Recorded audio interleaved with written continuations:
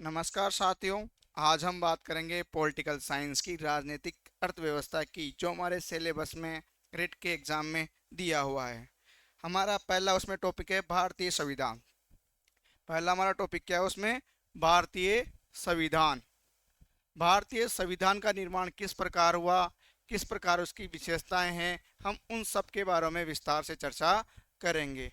भारतीय संविधान बनने से पहले आपको पता है क्या हुआ था? एक संविधान सभा हुई थी। क्या हुई थी? संविधान सभा।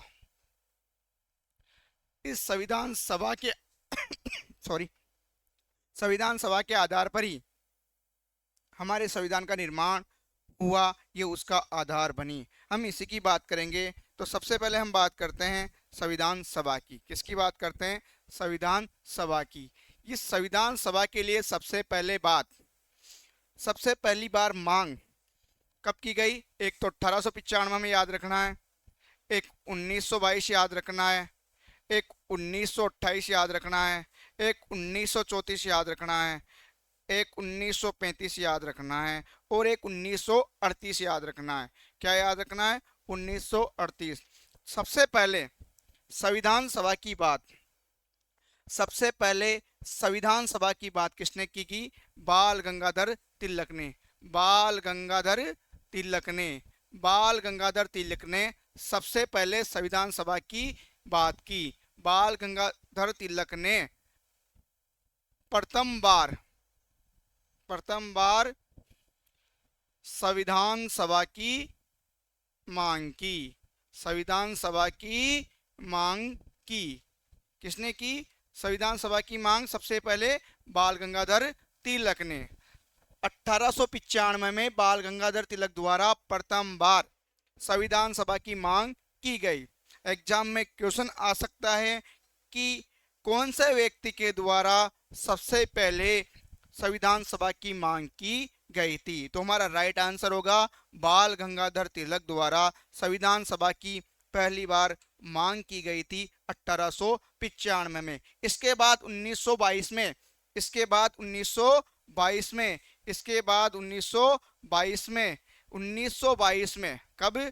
1922 में हमारे बापू महात्मा गांधी के द्वारा, किसके द्वारा? महात्मा गांधी के द्वारा संविधान सभा की मांग की गई। महात्मा गांधी के द्वारा संविधान सभा की बात की गई। किसके द्वारा बात की गई? महात्मा गांधी के द्वारा। किसके द्वारा? महात्मा गांधी के द्वारा संविधान सभा की मांग संविधान सभा की मांग की गई। संविधान सभा की मांग की गई। मांग की कब की? 1922 में महात्मा गांधी के द्वारा 1922 में महात्मा गांधी के द्वारा संविधान सभा की मांग की गई।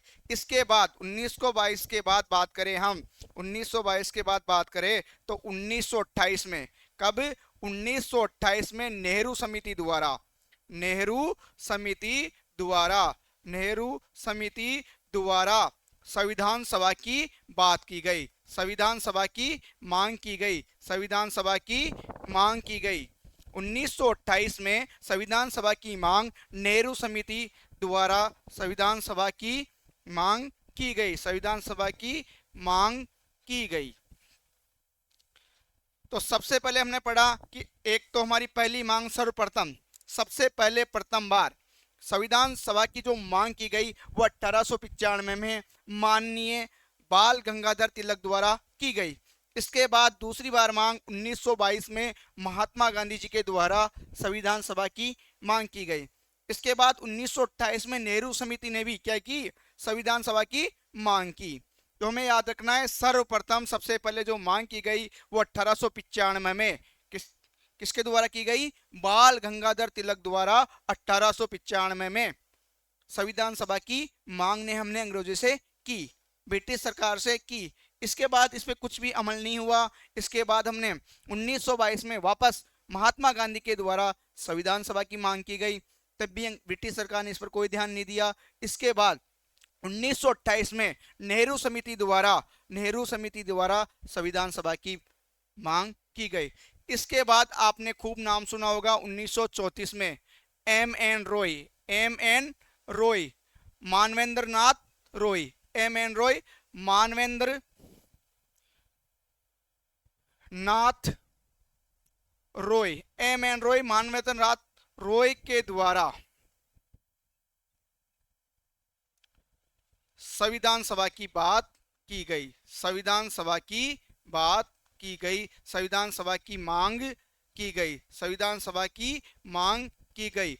1934 में 1934 में सन 1934 में एन एम रॉय, उनका पूरा नाम है मानवेंद्र नाथ रॉय के द्वारा संविधान सभा की मांग की गई। 1934 में किसके द्वारा की गई संविधान सभा की मांग?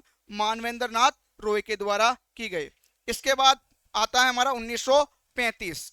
क्या आता है? 1935। 1935 में किसके द्वारा? कांग्रेस के द्वारा। 1935 में कांग्रेस के द्वारा संविधान सभा की मांग की गई। 1935 में किसके द्वारा? कांग्रेस के द्वारा संविधान सभा की मांग की गई। किसके द्वारा? कांग्रेस के द्वारा संविधान सभा की मांग की गई, मांग की गई। 1935 में 1934 में तो किसने की? एम एन रॉय ने संविधान सभा की मांग की। नेक्स्ट ईयर 1935 में, अगले साल 1935 में जो कांग्रेस थे उसमें क्या की गई? कांग्रेस के द्वारा क्या की गई? संविधान सभा की मांग की गई। इसके बाद 1938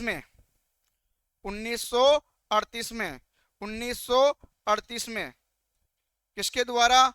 पंडित जवाहरलाल नेहरू के द्वारा, पंडित जवाहरलाल नेहरू के द्वारा, पंडित जवाहरलाल नेहरू के द्वारा क्या की गई? आधिकारिक रूप से कांग्रेस के प्रतिनिधि के रूप में, कांग्रेस के प्रतिनिधि के रूप में, कांग्रेस के प्रतिनिधि के रूप में सार्वभौमिक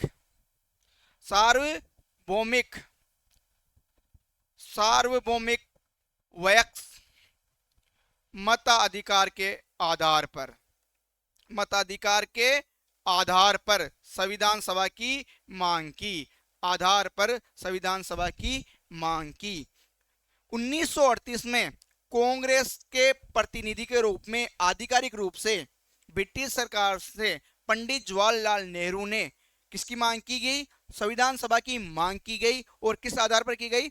सार्वभौमिक वैक्स मताधिकार के आधार पर पंडित जवाहरलाल नेहरू ने 1938 में ब्रिटिश सरकार से संविधान सभा की मांग की। ब्रिटिश सरकार से हमने क्या की? संविधान सभा की मांग की गई। तो प्रश्न ये भी आ सकता है कि सर्वप्रथम किसने सार्वभौमिक वैक्स मताधिकार के आधार पर संविधान सभा की मांग की? तो वैक्स मताधिकार पर आधार पर किसने मांग की थी? 1938 में पंडित जवाहरलाल नेहरू के द्वारा मांग की गई थी। हमने बात की सबसे पहले 1895 की, इसके बाद हमने बात की 1922 की, इसके बाद हमने बात की 1928 की, इसके बाद हमने बात की 1934 की, इसके बाद हमने बात की 1935 की, इसके बाद हमने बात की 1938 की, इसके बाद हम बात करेंगे 1940 की, और इसके बाद बात करेंगे 1942 की, और 42 के बाद हम बात करेंगे 1946 की। तो पहला हमने पढ़ा 1895 में बाल गंगाधर तिलक, किसके द्वारा? बाल गंगाधर तिलक के द्वारा संविधान सभा की मांग की गई। बाल गंगाधर तिलक द्वारा, बाल गंगाधर तिलक द्वारा सर्वप्रथम सबसे पहले संविधान सभा की मांग की गई। संविधान सभा की क्या की गई? मांग की गई। संविधान सभा की मांग की गई। सबसे पहले हमने पढ़ा कि सर्वप्रथम 1895 में संविधान सभा की मांग बाल गंगाधर तिलक द्वारा की गई। इसके बाद 1922 में किसके द्वारा? महात्मा गांधी के द्वारा, महात्मा गांधी जी के द्वारा संविधान सभा की मांग की गई। 1922 में महात्मा गांधी के द्वारा संविधान सभा की मांग की गई। इसके बाद 1928 में 1928 में किसके द्वारा? नेहरू समिति के द्वारा संविधान सभा की मांग की गई। संविधान सभा की मांग नेहरू की समिति के द्वारा 1928 में की गई।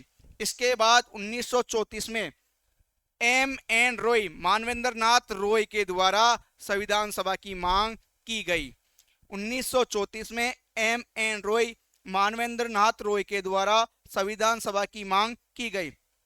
1935 में कांग्रेस के द्वारा, किसके द्वारा? कांग्रेस के द्वारा 1935 में, सॉरी 1935 में, 34 में तो एम.एन. रॉय ने की, 1935 में कांग्रेस के द्वारा संविधान सभा की मांग की गई। संविधान सभा की मांग की गई। संविधान सभा की मांग की गई। इसके बाद 1938 में पंडित जवाहरलाल नेहरू, पंडित जवाहरलाल नेहरू, पंडित जवाहरलाल नेहरू ने 1938 में कांग्रेस के प्रतिनिधि के रूप में, 1938 में पंडित जवाहरलाल नेहरू ने कांग्रेस के प्रतिनिधि के रूप में किसके आधार पर बात की? इन्होंने सार्वभौमिक, ये याद रखना हमेशा, सार्वभौमिक वयस्क मताधिकार के आधार पर संविधान सभा की मांग की। सार्वभौमिक वयस्क मताधिकार के आधार पर संविधान सभा की मांग की। पंडित जवाहरलाल नेहरू ने सार्वभौमिक वयस्क मताधिकार के आधार पर 1938 में कांग्रेस के प्रतिनिधि के रूप में आधिकारिक रूप से किसकी मांग की? संविधान सभा की मांग की। 1940 में क्या आता है? अगस्त प्रस्ताव आता है। क्या आता है हमारा? अगस्त प्रस्ताव।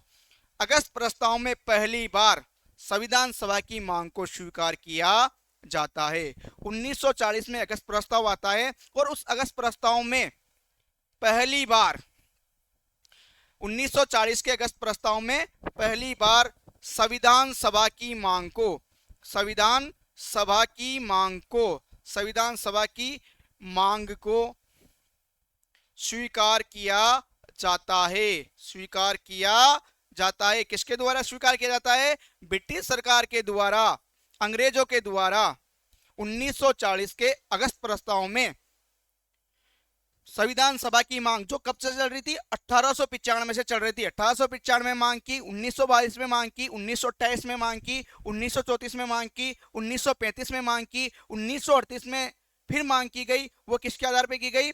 सार्वभौमिक वयस्क मताधिकार के आधार पर मांग की गई। और उस 1895 से चलती आ रही संविधान सभा की मांग को अंग्रेज सरकार द्वारा 1940 में अगस्त प्रस्ताव में पहली बार स्वीकार किया गया। लेकिन इस अगस्त प्रस्ताव में संविधान शब्द का उल्लेख नहीं था। अर्थात अगस्त प्रस्ताव में ब्रिटिश सरकार ने क्या किया? संविधान सभा की मांग को स्वीकार तो कर लिया, लेकिन उस अगस्त प्रस्ताव में कहीं भी संविधान सभा शब्द का उल्लेख नहीं था। अर्थात उन्हें मांग तो ली, लेकिन जो संविधान सभा की मांग चल रही थी उस शब्द का उस अगस्त प्रस्ताव में कहीं पर भी उल्लेख नहीं किया। इस शब्द का उल्लेख नहीं था। किस शब्द का? संविधान सभा शब्द का उल्लेख नहीं था। इसके बाद बात करते हैं हम 1942 की। 1940 में हमने बात की, क्या आया? अगस्त प्रस्ताव। और अगस्त प्रस्ताव में क्या किया ब्रिटिश सरकार ने? इस अगस्त प्रस्ताव 1940 के अगस्त प्रस्ताव में ब्रिटिश सरकार ने मांग स्वीकार कर ली। क्या कर ली? मांग स्वीकार कर ली। किसकी? मांग स्वीकार की। किसकी की? संविधान सभा की। किसकी की? संविधान सभा की। संविधान सभा की मांग स्वीकार कर ली, लेकिन संविधान सभा शब्द का उल्लेख इस प्रस्ताव में नहीं था। संविधान सभा शब्द का उल्लेख इस प्रस्ताव में नहीं था। उल्लेख नहीं था। लेकिन इसमें क्या था? संविधान सभा शब्द का उल्लेख नहीं था। इसके बाद आपको पता है 1942 में आता है क्रिप्स मिशन। क्या आता है? क्रिप्स मिशन आता है 1942 में। 1942 में क्रिप्स मिशन आता है और इस क्रिप्स मिशन के आधार पर, क्रिप्स मिशन 1942 में आता है। इस 1942 के क्रिप्स मिशन के आधार पर, क्रिप्स मिशन 1942 के आधार पर क्या करते हैं? संविधान के लिए क्या करते हैं हम? प्रांतीय विधानमंडल, प्रांतीय विधानमंडल के निम्न सदन के सदस्य निम्न सदन के सदस्य, निम्न सदन के सदस्य के आधार पर, निम्न सदन के सदस्य के आधार पर आनुपातिक प्रतिनिधित्व, आनुपातिक प्रतिनिधित्व मत प्रणाली, एकल संक्रमण मत प्रणाली या बात करें हम पद्धति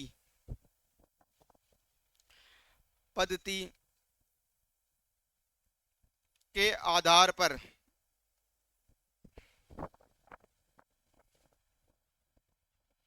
निर्वाचित सभा की बात की।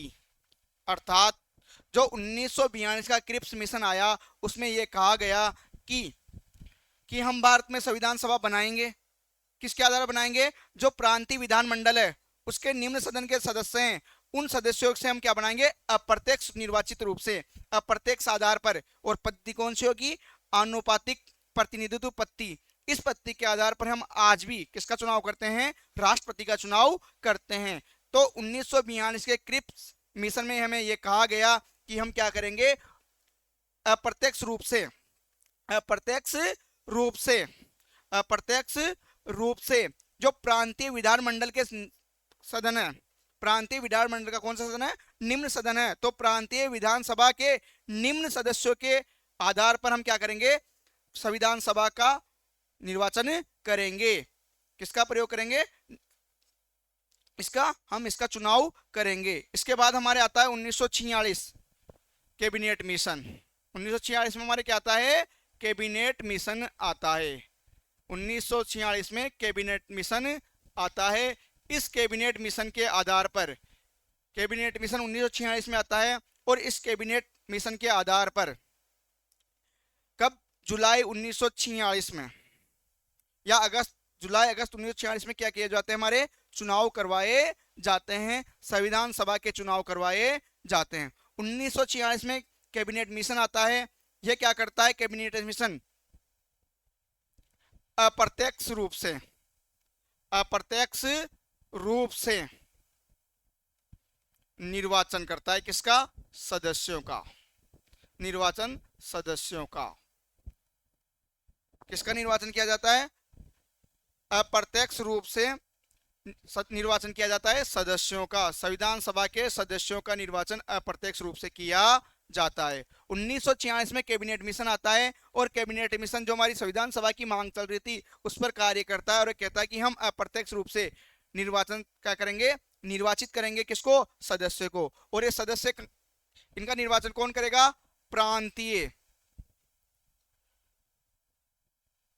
विधानसभा के निम्न सदन के सदस्य।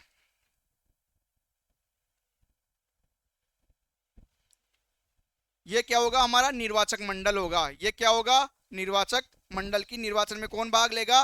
वो लेगा निम्न सदन के सर्व सदस्य। ये हमारा क्या होगा? निर्वाचक मंडल होगा। क्या होगा? निर्वाचक मंडल।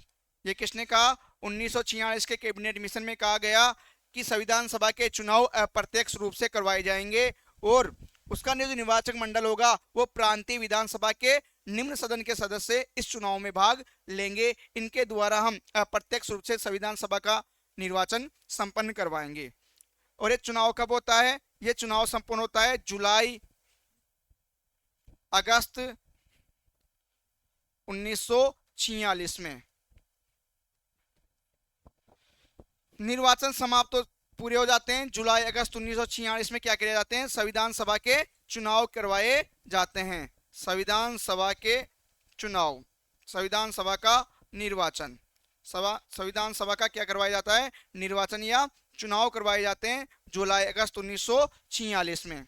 संविधान सभा के चुनाव कब करवाए जाते हैं? जुलाई अगस्त 1946 में। इसमें कहा जाता है कि 1946 में कैबिनेट मिशन आता है और इस कैबिनेट मिशन के प्रस्ताव के आधार पर संविधान सभा के चुनाव जुलाई अगस्त 1946 में अप्रत्यक्ष रूप से संपन्न करवाए जाते हैं। और जो हमारा इसका निर्वाचक मंडल होता है वो होता है प्रांतीय विधानसभा के निम्न सदन के सदस्य के द्वारा क्या किया जाता है? संविधान सभा का चुनाव किया जाता है और संविधान सभा के सदस्यों का चुनाव किया जाता है। तो इसमें पद्धति होती है निर्वाचन की। पद्धति क्या होती है? निर्वाचन पद्धति, निर्वाचन पद्धति होती है वो होती है आनुपातिक प्रतिनिधित्व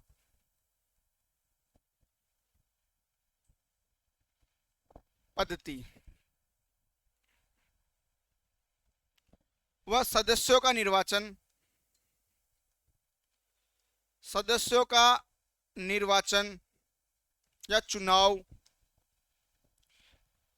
एकल संक्रमणीय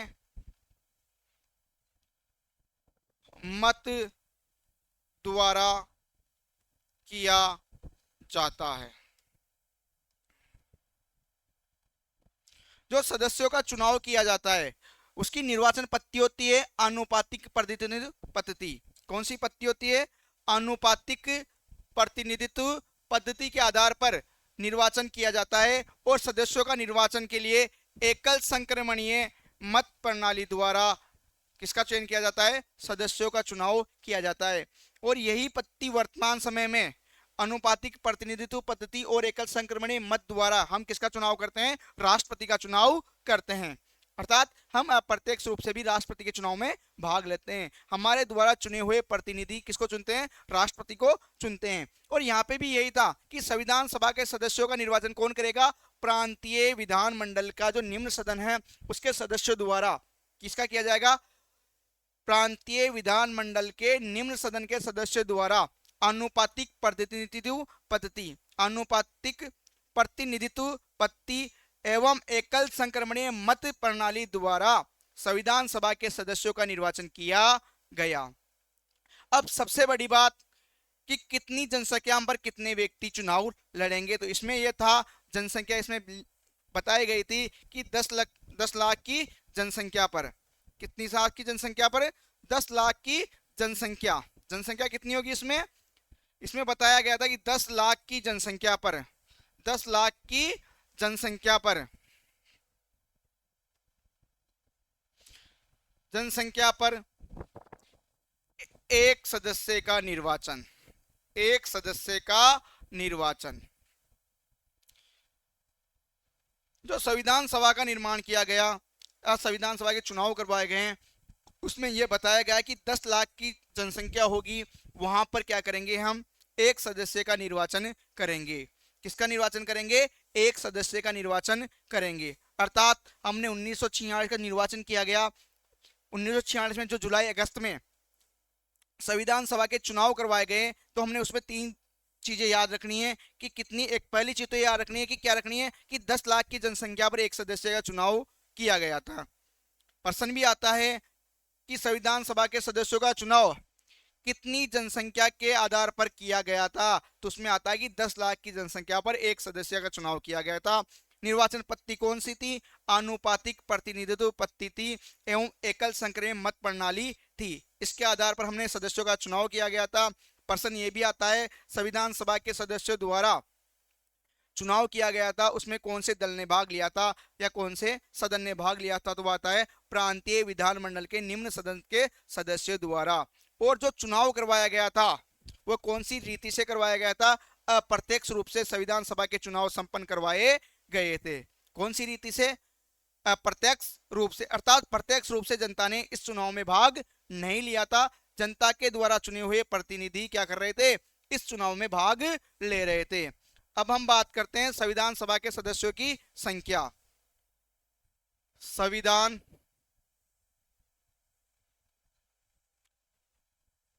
सभा के सदस्य, संविधान सभा में कितने सदस्य थे? 389 सदस्यों पर क्या होना था? चुनाव। 389 8, 9 इन सदस्यों पर क्या होना था? चुनाव। इन सदस्यों को दो भागों में बांटा गया था। एक तो थे ब्रिटिश भारत से, ब्रिटिश भारत, दूसरे थे देसी रियासतों से, देसी रियासतों से। जो ब्रिटिश भारत से थे वो थे 296, ये क्या थे?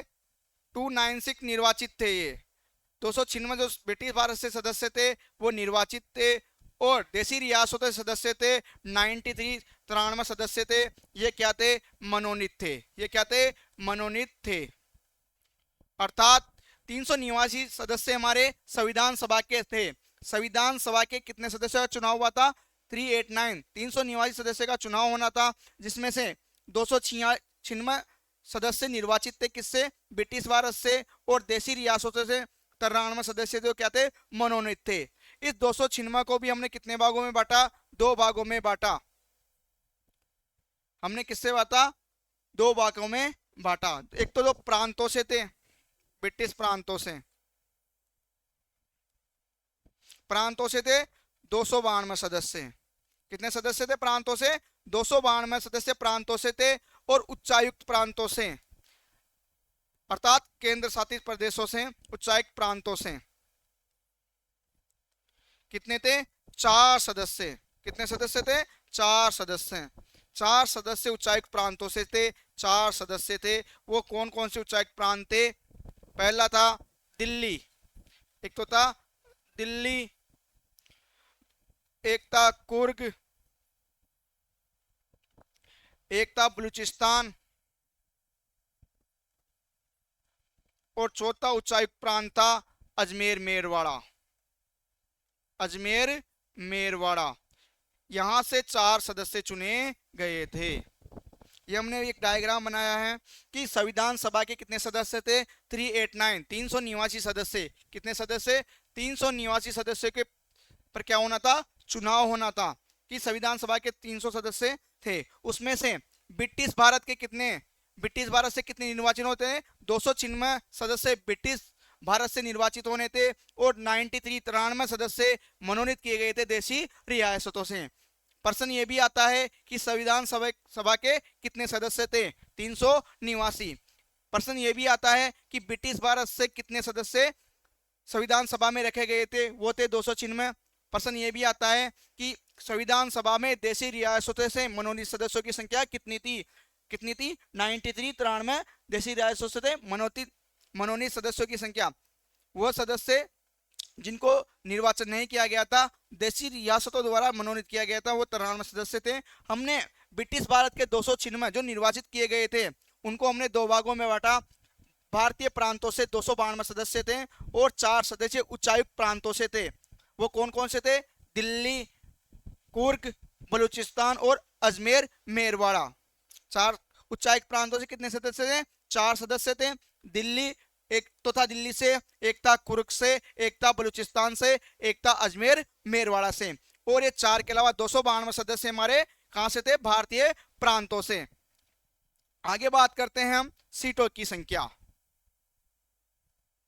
सीटों की संख्या की बात करते हैं कि किस आधार पर इनको आरक्षित की गई थी। सीटों की संख्या आरक्षित, किस प्रकार से इन सीटों की संख्या को आरक्षित किया गया था, किस प्रकार बांटा गया था? तो इन संविधान सभा के सदस्यों की सीटों को 3 सीटों में बांटा गया था। सामान्य सीट, पहली बांटा गया था सामान्य सीट। इस पर कितने सदस्य थे? 210 सदस्य थे। कितने सदस्य थे? 210। दूसरा था मुस्लिम लीग, इसमें थे 78 सदस्य। कितने सदस्य थे? 78 सदस्य। सामान्य सीट पर 210 सदस्य थे, जिसमें हिंदू, जैन, ईसाई। सामान्य सीट की बात करें तो हम इसमें लिख सकते हैं हिंदू, जैन, ईसाई, हिंदू, जैन, ईसाई आदि इस सामान्य सीट में शामिल थे। जो कितनी सीटें थी? 210 सदस्य की सीटें आरक्षित थी। दूसरी मुस्लिम लीग की बात करें तो इसमें 78 सीटें आरक्षित थी, तीसरी बात सीट थी सिख सदस्य की, सिख सीट, इस पर कितने सदस्य थे? 4 सदस्य थे। कितने सदस्य थे? 4। 210, 78, 288 और 4 कितनी हो गई? 292। और 292 पे हमारा क्या हुआ था? 292 थी ना हमारी प्रांतों से, तो प्रांतों से 292 4 कहां से थी? अजमेर, मेरवाड़ा, कुर्ग, बलूचिस्तान, इनसे थी। अब आगे याद करते हैं कि जब चुनाव हुए, जब चुनाव हुए तो किसको कितनी सीट मिली? जब इन पर चुनाव हुए तो कांग्रेस को 208 सीट प्राप्त हुई। कांग्रेस को 208 सीट प्राप्त हुई। उस समय कांग्रेस बहुत बड़ी पार्टी थी और कांग्रेस को यहाँ पे कितनी सीटें प्राप्त हुई? 208 सीटों की प्राप्ति चुनाव में कांग्रेस को हुई। किनको हुई? कांग्रेस को कितनी सीटें प्राप्त हुई? 208 सीटें प्राप्त हुई। जिसमें से सामान्य सीट की बात करें, 208 में से सामान्य सीट पर कितनी मिली आपको? कांग्रेस को 199 सीट तो सामान्य सीट में से मिली, अर्थात 210 सामान्य सीट थी, उसमें से 199 सीटें तो कांग्रेस ने जीत ली। मुस्लिम लीग की जो सीट थी उस पर भी वह कितनी सीट जीत ली? 3 सीट कांग्रेस ने जीत ली। आगे बात करें सिख की, बात करें तो सिख वाली सीट पर भी कांग्रेस ने कितनी सीटें जीती? 3 सीटें जीत ली। और अन्य पर भी कांग्रेस ने कितनी सीटें जीती? 3 सीटें जीत ली। इस प्रकार कांग्रेस को कितनी सीटें मिल गई? टोटल 208 सीट कांग्रेस को इन संविधान सभा के चुनाव में प्राप्त हुई, अर्थात 208 सीटों पर कांग्रेस की जीत हुई। 199 सीट तो किसको मिली? खुद कांग्रेस को मिल गई। कौन सी सीट पर मिली है? सामान्य सीट पर। 3 मिल गई कांग्रेस को मुस्लिम से, मुस्लिम सीट पर। 3 मिल गई कांग्रेस को सिख सीट पर। 3 मिल गई अन्य सीट पर।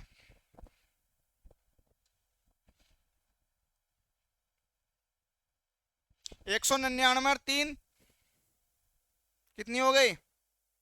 202।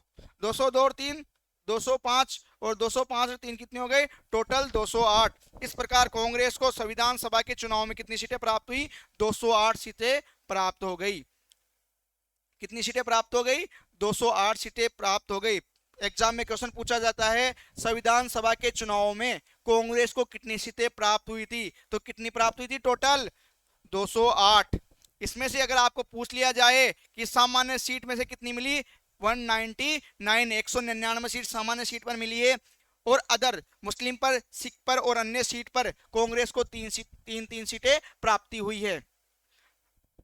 तो हमने बात की कांग्रेस को कितनी सीटें मिली? 208 सीटें मिली। 199 सीट तो उन्होंने सामान्य सीट पर जीत दर्ज की, 3 सीटें मुस्लिम लीग वाली सीट पर दर्ज की, 3 सीटें उन्होंने किस पर जीती?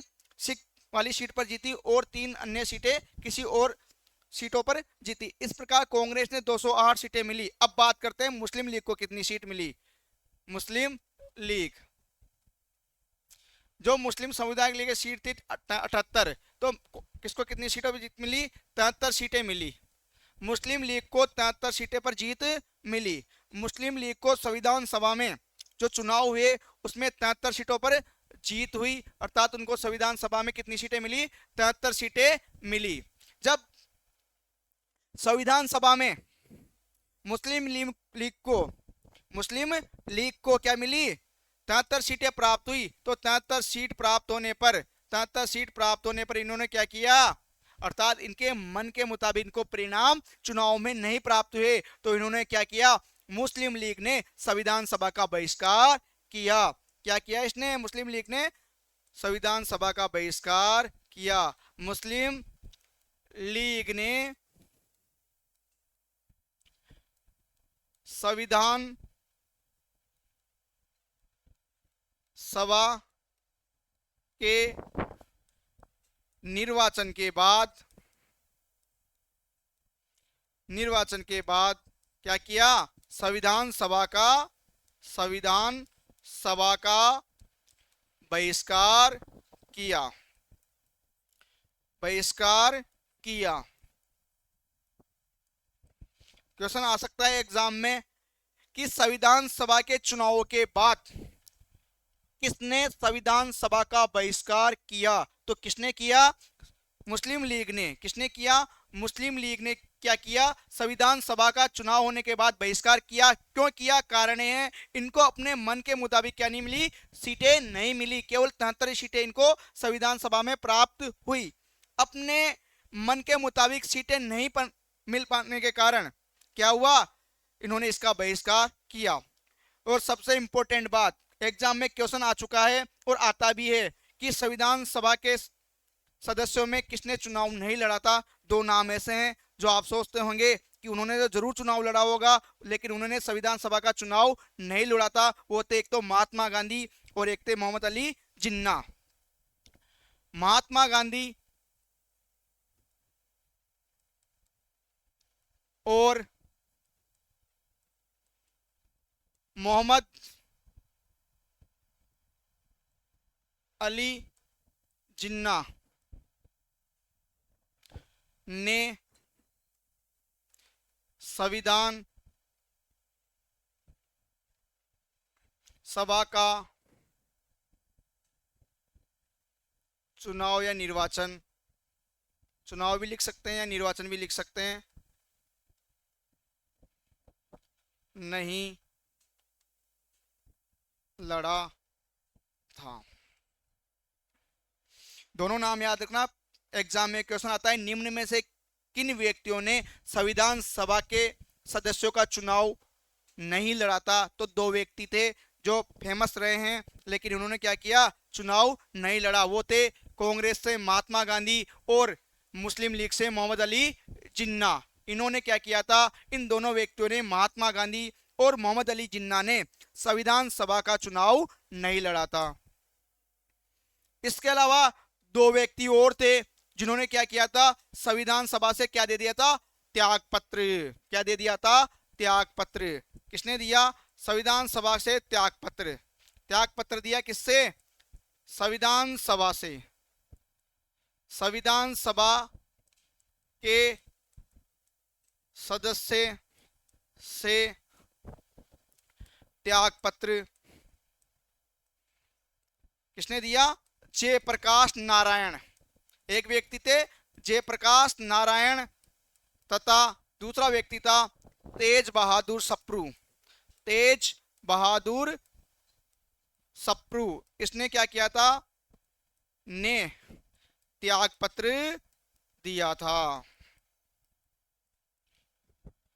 त्याग पत्र किसने दिया? संविधान सभा के सदस्य थे कौन? जयप्रकाश नारायण तथा तेज बहादुर सप्रू। इन्होंने क्या किया था? संविधान सभा के पद से, संविधान सभा के सदस्य के पद से क्या दे दिया इन्होंने? त्याग पत्र दे दिया। तो हमें यह भी ध्यान रखना है कि किन व्यक्तियों ने त्याग पत्र दिया था। आपसे एग्जाम में क्वेश्चन पूछा जा सकता है कि निम्न में से वो कौन से सदस्य हैं या निम्न में से वो कौन से व्यक्ति हैं जिन्होंने संविधान सभा में निर्वाचित होने के बाद अपने पद से, अपने सदस्य के पद से त्याग पत्र दे दिया था। तो वो व्यक्ति थे जयप्रकाश नारायण और तेज बहादुर सप्रू। और एक हमने बताया कि किन्होंने चुनाव नहीं लड़ा था। महात्मा गांधी कांग्रेस से संबंधित थे और मोहम्मद अली जिन्ना मुस्लिम लीग से संबंधित थे। इन दोनों ने, महात्मा गांधी और मोहम्मद अली जिन्ना ने संविधान सभा का चुनाव नहीं लड़ा था। और इंपॉर्टेंट चीज, संविधान सभा में कितनी महिलाएं निर्वाचित हुई थी? संविधान सभा में 15 महिलाएं निर्वाचित हुई थी। संविधान सभा में कितनी महिलाएं निर्वाचित हुई थी? 15। संविधान सभा में 15 महिलाएं निर्वाचित हुई थी। याद रखना इस चीज को। संविधान सभा में 15 महिलाएं निर्वाचित हुई थी। कितनी महिलाएं निर्वाचित हुई थी? 15 महिलाएं। उन 15 महिलाओं के मैं आपको नाम लिखाऊंगा।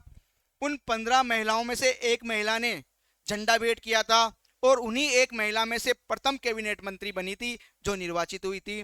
तो झंडा भेंट किया गया था हंसा जीवराव मेहता ने, जो एक महिला थी, और प्रथम कैबिनेट मंत्री बनी वो महिला थी राजकुमारी अमृत कौर।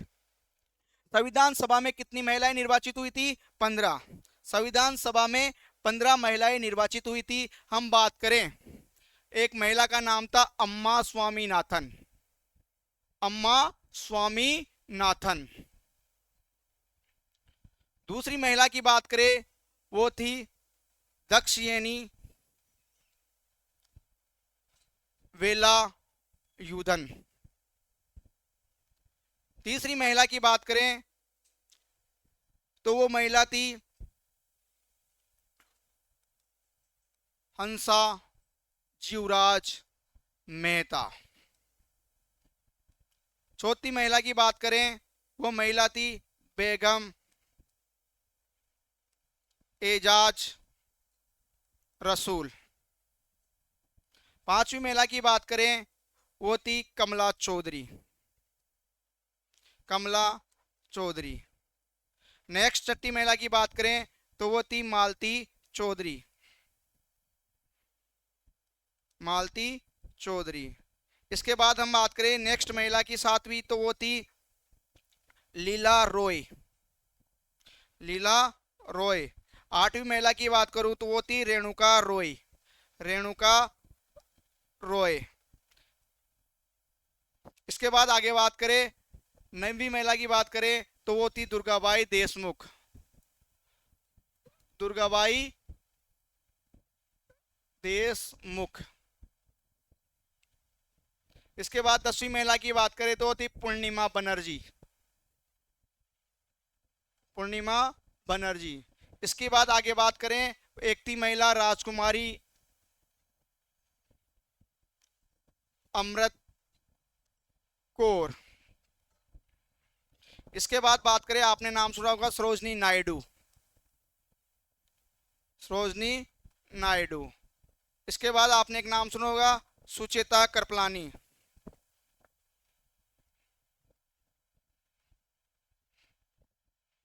इसके अलावा आपने एक नाम सुना होगा विजय लक्ष्मी पंडित। विजय लक्ष्मी पंडित। और एक महिला थी, 15वीं महिला थी, वो थी एना मास्करीन। ये मैंने संविधान सभा में चुनी हुई 15 महिलाओं के नाम आपके सामने लिखे हैं। संविधान सभा में कितनी महिलाएं चुनी गई थी? 15 महिलाएं चुनी गई थी। एग्जाम में क्वेश्चन आ भी गया है और आ भी सकता है कि संविधान सभा से चुने हुए महिलाओं की संख्या कितनी थी? कितनी थी? 15। कितनी थी महिलाओं की संख्या? 15। उन महिलाओं के नाम है, एक तो थी अम्मा स्वामीनाथन, दूसरी थी दक्षिणी वेलायुधन, तीसरी थी हंसा जीवराव मेहता। और मैंने भी आपको बताया इसने क्या किया था, हंसा जीवराज मेहता ने, ये नाम याद रखना, हंसा जीवराज मेहता। और याद रखो या नहीं रखो 15 में से, लेकिन 2 नाम मैं बताऊंगा जो पहली कैबिनेट मंत्री बनी और एक जिसने झंडा दिया। हंसा जीवराज मेहता, इसने क्या दिया था? झंडा दिया था। संविधान सभा का जो झंडा था, भारत का जो झंडा था, उन्होंने सबसे पहले इन्होंने दिया था। इन्होंने क्या दिया था? झंडा भेंट किया था। झंडा भेंट किया या प्रदान किया। भेंट किया या प्रदान किया। तो एक नाम हमें ये याद रखना है हंसा जीवराज मेहता का, जिन्होंने क्या किया था? संविधान सभा में झंडा भेंट किया था। नेक्स्ट नाम है बेगम एजाज रसूल। आगे नाम है कमला चौधरी और मालती चौधरी। इसके बाद नेक्स्ट नाम है लीला रॉय। इसके बाद अगला नाम है रेणुका रॉय। इसके बाद अगला नाम है दुर्गाबाई देशमुख और अगला नाम है पूर्णिमा बनर्जी। नेक्स्ट इंपोर्टेंट नाम हमारे सामने आता है राजकुमारी अमृत कौर। यह क्या थी? प्रथम कैबिनेट मंत्री। प्रथम कैबिनेट मंत्री। कौन सी थी? महिला मंत्री। प्रथम महिला कैबिनेट मंत्री कौन थी? राजकुमारी अमृत कौर। इसके बाद सरोजिनी नायडू, आपने पता है पहली राज्यपाल बनी थी, आप नाम जानते हो। सुचेता कृपलानी का नाम आपने सुना है। विजय लक्ष्मी पंडित का नाम सुना है। और लास्ट नाम 15वीं आती है एना मास्करीन नाम। ये मैंने 15 नाम लिखे हैं, लेकिन आपको 15 याद नहीं करने हैं, 2 नाम तो आपको अवश्य याद करने हैं। पहला चीज तो ये याद करनी है कि कितनी महिलाएं चुनी गई थी, तो वो चुनी गई थी 15। कितनी चुनी गई थी? टोटल 15 महिलाओं का क्या किया गया था? चुनाव किया गया था संविधान सभा के सदस्य के रूप में। उसमें से 2 महिलाएं हमारे लिए इंपॉर्टेंट है, हंसा जीवराज मेहता। हंसा जीवराज मेहता, इन्होंने क्या किया था? झंडा भेंट किया था। और दूसरी प्रथम कैबिनेट महिला मंत्री बनी वो कौन थी? राजकुमारी अमृत कौर। ये आपको एग्जाम में क्वेश्चन पूछा जा सकता है। इसके बाद हम बात करते हैं संविधान सभा की पहली बैठक। संविधान सभा का चुनाव हो गया, संविधान सभा के हमने सदस्य पढ़ लिए, संविधान सभा की हमने प्रणाली पढ़ ली, संविधान सभा का चुनाव किस प्रकार किया वो हमने पढ़ लिया, संविधान सभा के सदस्यों का चुनाव कितनी जनसंख्या पर किया गया वो हमने पढ़ा, कितनी सीटें संविधान सभा में थी वो हमने पढ़ी, और कितनी सीटों का वर्गीकरण किस प्रकार बांटा गया, आरक्षण दिया गया वो हमने पढ़ा, कितनी सीटों पर किसको जीत मिली और किन्होंने चुनाव लड़ा, किन्होंने त्यागपत्र दिया, किन्होंने चुनाव नहीं लड़ा, कितनी महिलाएं चुनी गई, ये हमने अब तक की बात की। अब हम बात करते हैं आगे संविधान सभा की पहली बैठक। 9 दिसंबर 1946 इस दिन क्या होती है? संविधान सभा की पहली बैठक होती है। संविधान सभा की प्रथम बैठक, संविधान सभा की प्रथम बैठक, संविधान सभा की प्रथम बैठक होती है 9 दिसंबर 1946 को। संविधान सभा की प्रथम बैठक होती है 9 दिसंबर 1946 को। और इस बैठक में जो वरिष्ठ सदस्य होता है उसको क्या बनाया जाता है? अस्थायी अध्यक्ष बनाया जाता है। इस बैठक में क्या बनाया जाता है? अस्थायी अध्यक्ष। और वो किसको बनाया जाता है? आपने नाम सुना होगा, वो बनाया जाता है सच्चिदानंद सिन्हा को। सच्चिदानंद सिन्हा को अस्थायी या अंतरिम अध्यक्ष बनाया जाता है। कौन सी मीटिंग में? पहली मीटिंग में। और पहली मीटिंग कब होती है? 9 दिसंबर 1946 को। जो क्या होता है? एक वरिष्ठ सदस्य होता है। ये क्या है? वरिष्ठ सदस्य होता है। वरिष्ठतम सदस्य को क्या बनाया जाता है? अस्थायी अध्यक्ष। 9 दिसंबर 1946 को संविधान सभा की प्रथम बैठक होती है। इस प्रथम बैठक में अस्थायी अध्यक्ष के रूप में सच्चिदानंद सिन्हा को चुना जाता है, जो क्या होते हैं? एक वरिष्ठतम सदस्य थे या होते हैं। इसके बाद दूसरी बैठक, संविधान सभा की दूसरी बैठक कब होती है? 11 दिसंबर 1946 को। 2 दिन बाद संविधान सभा की दूसरी बैठक 11 दिसंबर 1946 को होती है। और इस संविधान सभा की दूसरी बैठक में स्थायी अध्यक्ष, दूसरी बैठक, कौन सी बैठक है? दूसरी बैठक। संविधान सभा की दूसरी बैठक 11 दिसंबर 1946 को होती है। और इस दूसरी बैठक में 11 दिसंबर 1946 दूसरी बैठक होती है। इस दूसरी बैठक में संविधान सभा की कौन सी बैठक होती है? द्वितीय बैठक होती है, दूसरी बैठक होती है। इस बैठक में स्थायी सदस्य की नियुक्ति की जाती है, अर्थात स्थायी क्या बनाया जाता है? स्थायी अध्यक्ष बनाया जाता है। किसको बनाया जाता है? आप सब जानते हो, डॉक्टर राजेंद्र प्रसाद को। डॉक्टर राजेंद्र प्रसाद को क्या बनाया जाता है? डॉक्टर राजेंद्र प्रसाद को स्थायी सदस्य बना सदस्य नहीं, अध्यक्ष बनाया जाता है। डॉक्टर राजेंद्र प्रसाद को स्थायी अध्यक्ष बनाया जाता है। किसको बनाया जाता है अध्यक्ष? दूसरी बैठक में डॉक्टर राजेंद्र प्रसाद को क्या बना दिया जाता है? स्थायी अध्यक्ष। इसके बाद बात करें उपाध्यक्ष की। दूसरी बैठक में हम एक क्या बनाते हैं? एक उपाध्यक्ष भी बनाते हैं। वो बनाते हैं एस.सी. मुखर्जी को। किसको बनाते हैं? एस.सी. मुखर्जी को क्या बनाते हैं? उपाध्यक्ष बनाते हैं। किसको बनाते हैं?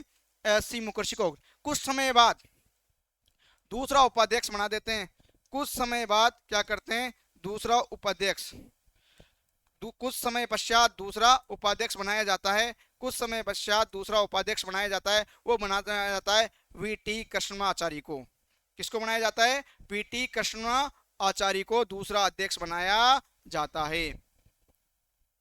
एक और इंपॉर्टेंट बात, यहाँ पे संवैधानिक सलाहकार किसको बनाया जाता है? संवैधानिक सलाहकार। दूसरी बैठक में संवैधानिक सलाहकार बनाया जाता है बी.एन. राव को। किसको बनाया जाता है? बी.एन. राव को। किसको बनाया जाता है? बी.एन. राव को। किसको बनाया जाता है? बी.एन. राव को। तो दूसरी बैठक होती है 11 दिसंबर 1946 को। इस दूसरी बैठक में हमारे पास सरकार को, संविधान सभा के सदस्यों को मिलता है स्थायी अध्यक्ष। तो डॉक्टर राजेंद्र प्रसाद को बनाया जाता है स्थायी अध्यक्ष। इसी बैठक में 11 दिसंबर 1946 की होने वाली दूसरी बैठक में उपाध्यक्ष बनाया जाता है एस.सी. मुखर्जी को। किसको? एस.सी. मुखर्जी को। लेकिन कुछ समय पश्चात दूसरा उपाध्यक्ष और बनाया जाता है। कुछ समय पश्चात कालांतर में दूसरा उपाध्यक्ष भी बनाया जाता है। किसको? वी.टी. कृष्णाचारी को, और हमारा जो संवैधानिक सलाहकार होता है दूसरी बैठक में बनाया जाता है वो बनाया जाता है BN राव को। ये सब एग्जाम में क्वेश्चन आ चुके हैं कि संविधान सभा का स्थायी अध्यक्ष कौन था, वो था डॉक्टर राजेंद्र प्रसाद। संविधान सभा का अस्थायी अंतरिम अध्यक्ष कौन था, वो था सच्चिदानंद सिन्हा। संविधान सभा का उपाध्यक्ष कौन था, सी मुखर्जी। संविधान सभा का संवैधानिक सलाहकार कौन था, BN राव। और ये भी क्वेश्चन आ जा सकते हैं या आ गया होगा या आ सकता है कि संविधान सभा का दूसरा उपाध्यक्ष किसको बनाया गया था, तो वो था VT कृष्णमाचारी को, बाद में इनको बनाया गया था। यहां तक आपको समझ में आ गया होगा। अब बात करते हैं आगे,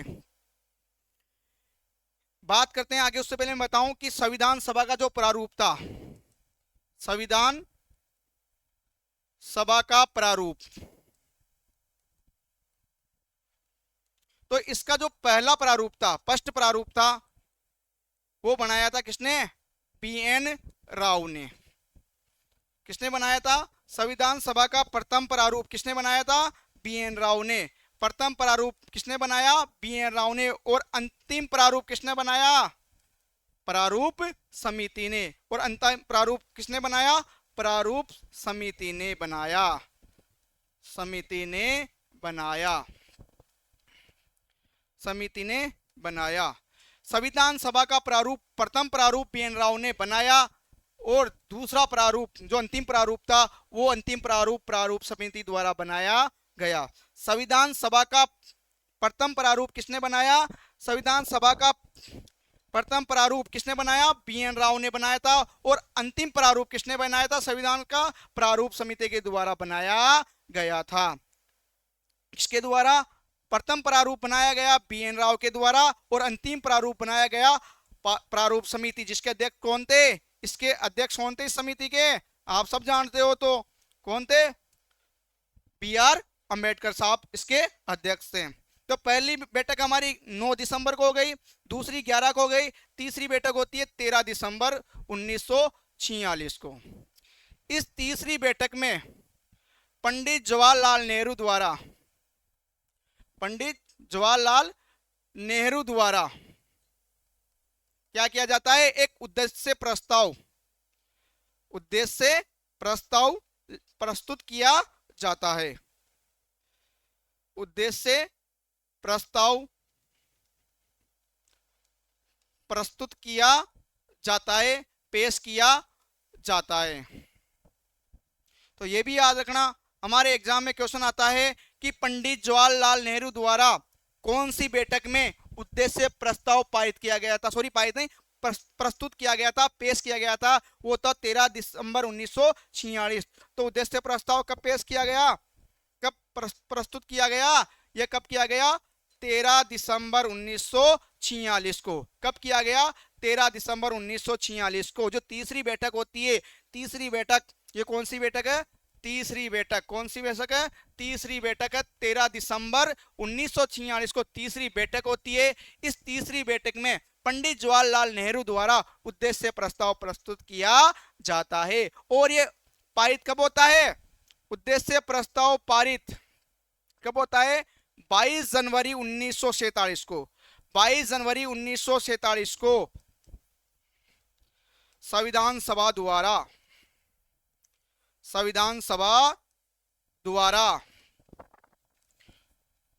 उद्देश्य प्रस्ताव, उद्देश्य प्रस्ताव पारित किया जाता है, पारित किया जाता है। दो चीजें हैं, पहला तो प्रस्तुत किया जाता है अर्थात पेश लाया जाता है किसके सामने, संविधान सभा के सामने। किस व्यक्ति के द्वारा, पंडित जवाहरलाल नेहरू के द्वारा। कब प्रस्तुत किया जाता है, 13 दिसंबर 1946 को। और संविधान सभा द्वारा इसको पारित कब किया जाता है, वो किया जाता है 22 जनवरी 1947 को। 22 जनवरी 1947 को इसको क्या करते थे, उस उद्देश्य प्रस्ताव को पारित किया जाता है। ध्यान से समझना इस चीज को कि दो बातें हैं, दोनों उद्देश्य प्रस्ताव से संबंधित है। पहली बात यह है कि उद्देश्य प्रस्ताव को संविधान सभा में प्रस्तुत या पेश किया जाता है 13 दिसंबर 1946 को, और इसको उद्देश्य प्रस्ताव को संविधान सभा द्वारा स्वीकार किया जाता है, पारित किया जाता है, वो किया जाता है 22 जनवरी 1947 को। इसके बाद इस उद्देश्य प्रस्ताव में क्या थी इन्होंने विशेषताएं बताई थी किसकी, संविधान सभा के बारे में। हमारा संविधान कैसा हो, संविधान हो भारत कैसा हो, इसके बारे में संविधान उद्देश्य प्रस्ताव में कुछ बातें थी। इसकी विशेषताएं ये थी, उद्देश्य प्रस्ताव की विशेषता ये थी, पहली विशेषता ये थी कि संप्रभु क्या होना चाहिए, भारत क्या होना चाहिए, स्वतंत्र संप्रभु भारतीय गणराज्य होना चाहिए। और हमें इसके लिए किसका निर्माण करना पड़ेगा, संविधान का निर्माण करना पड़ेगा। पहली विशेषता हम इसकी बात करें उद्देश्य प्रस्ताव की, तो इसकी पहली विशेषता यही मान सकते हैं कि इसमें कहा गया था, उद्देश्य प्रस्ताव में कहा गया था कि स्वतंत्र संप्रभु भारतीय गणराज्य की हम स्थापना करेंगे और इसके लिए हमें संविधान का निर्माण करना होगा। दूसरी विशेषता इसमें यह थी कि भारत में निम्न क्षेत्र से आने वाले राज्य या क्षेत्र शामिल हो सकते हैं। एक तो ब्रिटिश भारत शामिल होगा, दूसरा भारतीय क्षेत्र शामिल होगा, तीसरा अन्य भारतीय क्षेत्र शामिल हो सकते हैं जैसे गोवा, पुडुचेरी, दमन दीव आदि शामिल हो सकते हैं। चौथा इसमें ये ऑप्शन दिया गया था कोई भी अन्य राज्य या क्षेत्र जो भारत में अपनी स्वेच्छा से शामिल हो सकता है वो इसमें शामिल हो सकता है। इसमें बताया गया था कि भारत में कौन कौन शामिल हो सकता है। एक तो भारत में शामिल होगा पूरा ब्रिटिश भारत, दूसरा भारतीय क्षेत्र, तीसरा अन्य भारतीय राज्य या क्षेत्र, और चौथा था कोई भी राज्य या क्षेत्र जो स्वेच्छा से भारत में शामिल हो सकता है। इसके अलावा इसकी सबसे बड़ी विशेषता उद्देश्य प्रस्ताव में यह बताया गया था कि जो संविधान की जो स्वायत्ता है इसमें बताया गया था कि राज्यों को क्या दी जाए, स्वायत्ता दी जाए। जो संविधान का निर्माण हो उस संविधान में इस प्रकार का निर्माण किया जाए कि राज्यों को स्वायत्ता प्रदान की जाए और जो अवशिष्ट विषय होते हैं वो भी राज्यों को दिए जाएं। अर्थात राज्यों के लिए इन्होंने बहुत बड़ी बात कही थी कि राज्यों को स्वायत्ता मिलनी चाहिए और अवशिष्ट विषय भी किसके पास होने चाहिए, राज्यों के पास होने चाहिए।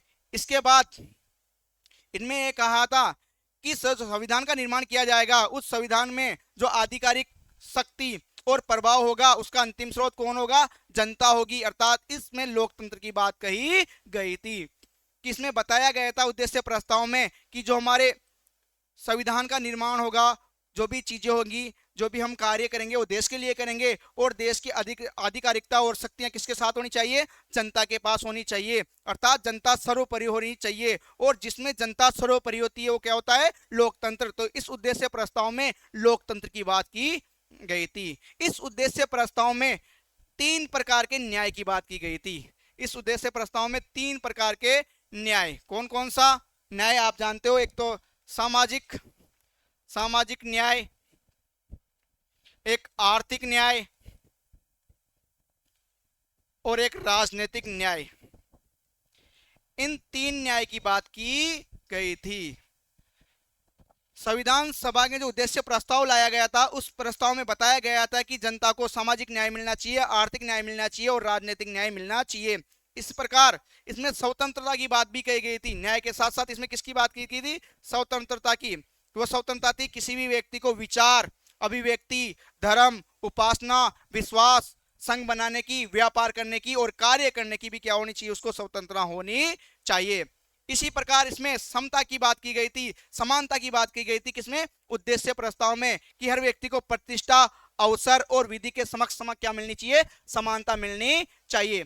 3 प्रकार के न्याय और स्वतंत्रता, विचार, अभिव्यक्ति, धर्म, उपासना, विश्वास, कार्य करने की, संघ बनाने की और व्यवसाय करने की हमें स्वतंत्रता होनी चाहिए। इसके बाद इसमें क्या की थी, समता की बात की गई थी, समानता की बात की गई थी कि प्रतिष्ठा, अवसर और क्या होनी चाहिए, विधि के समक्ष समानता होनी चाहिए। इसके अलावा इसमें कुछ वर्गों के उत्थान के लिए भी कार्य करने की बात कही गई थी कि हम निम्न वर्गों के हितों के लिए भी क्या करेंगे, कार्य करेंगे। तो उसमें था कि कोई ऐसे जो क्या हो, सामाजिक रूप से पिछड़े हो, सामाजिक रूप से पिछड़े वर्गों के लिए, सामाजिक रूप से पिछड़े वर्गों के लिए, वंचित वर्गों के लिए और जनजातीय, किसके, जनजातीय वर्गों के लिए हम क्या करेंगे, जनजातीय वर्गों के लिए हम क्या करेंगे, उनके उत्थान के लिए कार्य करेंगे। जनजातीय क्षेत्रों के उत्थान के लिए क्या करेंगे, कार्य करेंगे। इस उद्देश्य प्रस्ताव में बताया गया था कि सामाजिक रूप से जो पिछड़े हैं उनके हितों के विकास के लिए हम क्या करेंगे, कार्य करेंगे। कोई समाज जो सामाजिक रूप से पिछड़ा हो, पिछड़े वर्ग में आता हो, कोई वंचित वर्ग से आता हो, कोई जनजातीय क्षेत्र से आता हो, हम उनके हितों के विकास के लिए कार्य करेंगे। इसके अलावा इस उद्देश्य प्रस्ताव में यह कहा गया था कि प्राचीन काल से भारत का विश्व में क्या है, विशिष्ट स्थान रहा है। भारत अपना क्या रखता है, विश्व में विशिष्ट स्थान रखता है। हम उसी विशिष्ट स्थान को अभी भी बनाए रखेंगे और विश्व शांति और कल्याण की बात करेंगे।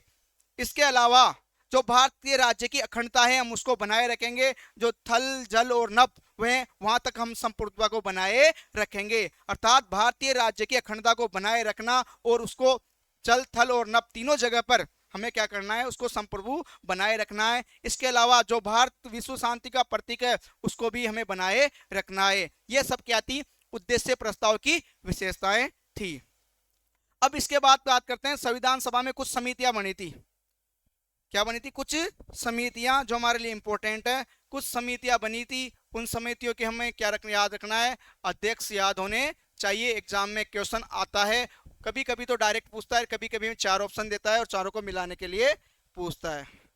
हम बात करेंगे इसकी नेक्स्ट वाले क्लास में। आज थोड़ा समय का अभाव है। हम समिति अध्यक्ष करेंगे कि कुछ समितियां बनाई गई है, जैसे संघीय संविधान समिति बनाई गई है, उसके अध्यक्ष पंडित जवाहरलाल नेहरू थे। जैसे संघीय शक्ति संविधान समिति बनाई गई है, उसके अध्यक्ष भी क्या थे, पंडित जवाहरलाल नेहरू। भारतीय राज्यों के लिए समिति बनाई गई है, उसके अध्यक्ष भी कौन थे, पंडित जवाहरलाल नेहरू। इसके अलावा प्रांतीय संविधान समिति बनाई गई है, उसके अध्यक्ष कौन थे, सरदार वल्लभ भाई पटेल। इसके अलावा मूल अधिकार समिति बनाई गई, अल्पसंख्यक समिति बनाई गई, और हमारे क्या बनाई गई, बाह्य और आंशिक बाह्य समिति बनाई गई। इन सबके अध्यक्ष थे वो थे सरदार वल्लभ भाई पटेल। फिर मूल अधिकार उप समिति बनाई गई, उसके सदस्य थे, उसके उपाध्यक्ष थे एस.सी. मुखर्जी। इसके अलावा बाह्य और आंशिक हमारी बनाई गई समिति, उसके अध्यक्ष कौन थे, हम इन सब की बात नेक्स्ट क्लास में करेंगे। Thank you.